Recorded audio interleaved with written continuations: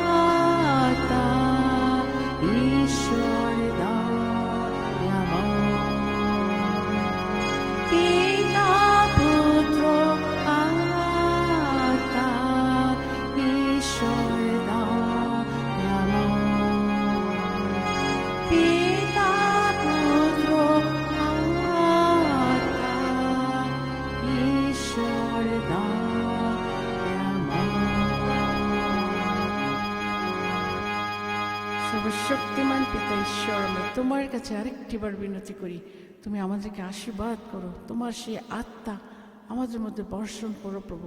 আমরা জানি প্রভু সেই আত্মা আমাদের সব সময় সর্বদা পরিচালনা করছে, আমরা যেন তোমার সাথে থাকতে পারি, এই আত্মাকে যেন কখনো পরিত্যাগ না করি, তোমাকেও যেন কখনো আমরা পরিত্যাগ না করি প্রভু গো। আজকের এই বিশেষ দিনে উপস্থিত সকলকে তুমি অনেক অনেক আশীর্বাদ দান করো, আমেন। আসুন আমরা আরেকটা গানে যাই।